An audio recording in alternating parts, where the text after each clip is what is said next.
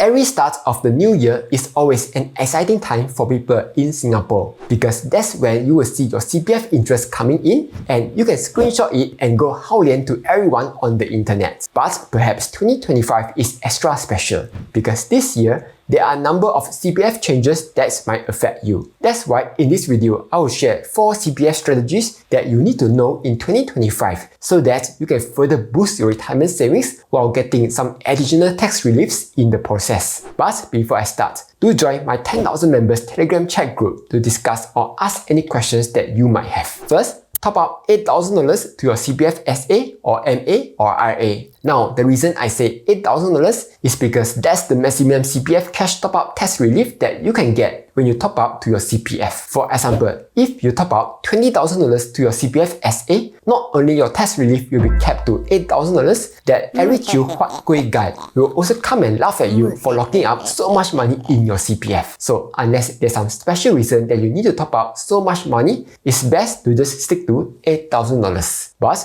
which CPF account should you top up to? Personally, I always recommend topping up your CPF MA first. That's because your CPF MA money can be used to pay for a lot of medical expenses such as vaccinations, health screenings, hospitalizations, certain insurance premiums, and dental surgeries. Take note, yeah, it needs to be a dental surgery like wisdom tooth surgery and dental implants. So you go clean your teeth, cannot claim MediSave, yeah. Meanwhile, if you top up your CPF SA, that money will just sit there, do nothing, like a lazy bum bum, or while earning that 4 to 6% interest. Okay lah, you can still screenshot to show everyone how much SA money you got, which I have to admit makes me a little jealous of how much you have got in there because personally, I don't really have that much money in my CPF SA yet. Now, there's a limit to how much money you can top up to your CPF SA, MA, and RA. For CPF SA, if you are less than 55 years old, you can top up to the full retirement sum, which is $213,000 in 2025. For RA,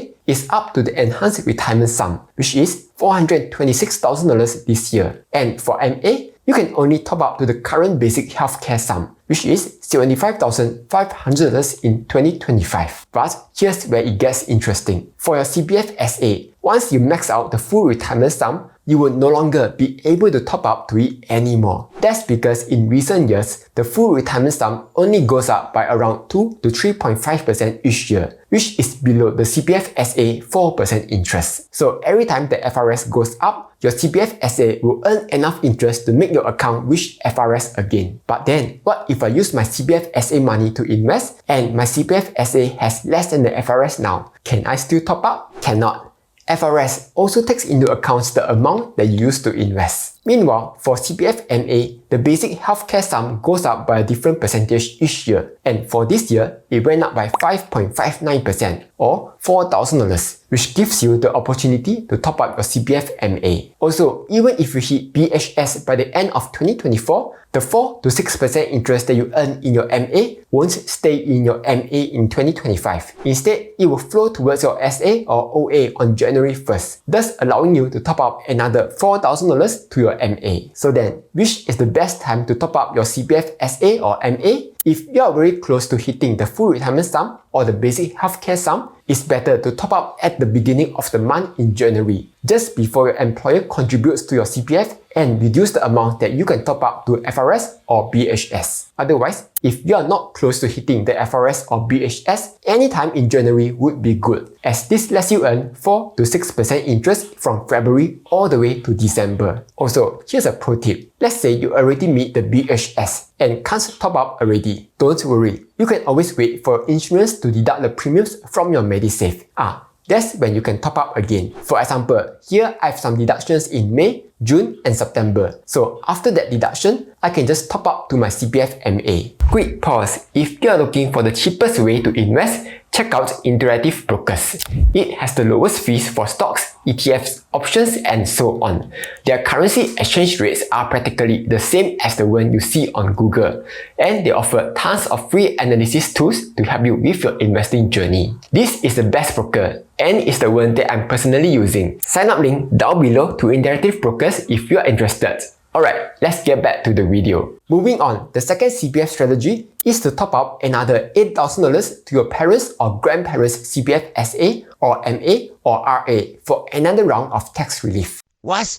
$8,000 again? Yes, again. That's because besides the $8,000 relief for topping up your own CPF account, you can also get another $8,000 by topping up a family member's CPF account, giving you a total of $16,000 worth of tax reliefs. Now, even though family members include in-laws, spouse, and siblings, the reason I suggest topping up to your parents or grandparents' CPF is because they are your parents or grandparents ma. Otherwise, they give birth to char siu better than give birth to you lor. But a bigger reason is that you get to directly boost their retirement payouts via CPF Life or medical savings via MediSave. And eventually, any unused amounts will just get passed back down to you anyway, assuming you are their favorite child and they put you in their CPF nomination, of course. Not just that, there's also the Match Retirement Savings Scheme, where if they are 55 years old and above and have not met the basic retirement sum yet, and their money income is less than 4K, and they don't live in some atas home with annual value of more than 21K, for every $1 of top-up that you make, the government will match a $1 top-up of up to $2,000 a year, all the way to a lifetime limit of $20,000 to their CPF account.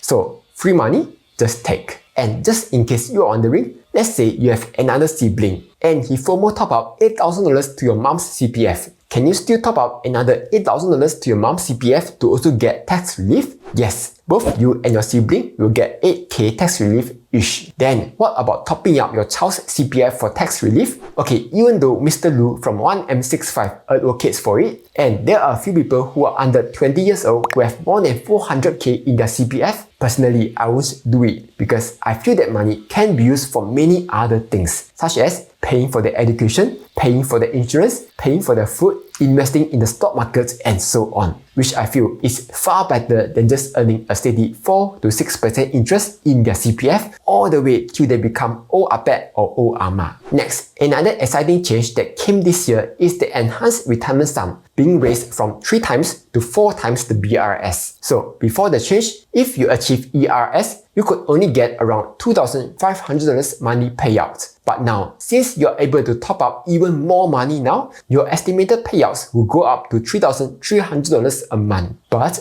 is it a good idea to aim for the enhanced retirement sum? Or should you just stick to the FRS? Recently, I saw this article from Mr. Tan in the Straits Times saying that it's good to top up to ERS as you get higher money payouts. Yes, that's true. But the downside is that under the standard plan, your CPF Life payouts will be fixed forever, which means after inflation, the purchasing power of your payout goes down every year. Or if you go for the escalating plan, Keith from investment modes show that you will only break even at around 77 years old. That's why rather than topping up the ERS, I would prefer to invest the money to potentially get a higher return instead. However, I do understand that some people would prefer a fixed predictable income during their retirements and don't mind losing the liquidity. In that case, sure, ERS may be a good choice for you. Last but not least, invest your additional OA money. With the closure of CPF SA at 55, any amounts that's above the FRS will be transferred into your CPF OA. This means you will no longer be able to get a free 4% withdrawal interest from CPF. Though, on the bright side, you will still be able to earn a 2.5% interest from your CPF OA, which I guess is not too bad. However, rather than KB about it, you can take matters into your own hands by investing the money for some potential higher returns. There are a number of stuff that you can invest in, such as unit trusts, government bonds, ETFs, shares, and so on. But I would say that the easiest and probably safer way to invest is to just go for ETFs and unit trusts, since they can help you automatically diversify the risk. If you want to invest in the Singapore market, you can just go with one of the STI ETFs. Otherwise, for the US market, the cheapest fund would be the Harmony Prime USA Fund via Endowus. And if you prefer the All World Fund, look for the Harmony Index MSCI World Fund in Poems. Oh yeah, if you want to sign up to Poems, you can use my link down below to get some welcome rewards when you fulfill the terms and conditions. For example, for this month, you will get up to $88 worth of free shares and 10,888 Poems coins when you deposit at least $10,000 within 14 days and execute 5 buy trades within 90 days. Plus, you also get to enjoy 5% worth of guaranteed returns when you opt in to Smart Park. Otherwise, if you rather just let someone else manage your investments, you can just go with robo-advisors. For this, the only robo-advisor that lets you invest your CPF OA is Endowus. For more info, do check out my video here. Anyway, that's all for this video. But what other CPF strategies do you know of? Do comment down below and let me know. Like, share and subscribe as I'll be posting new videos every Monday, Wednesday and Friday.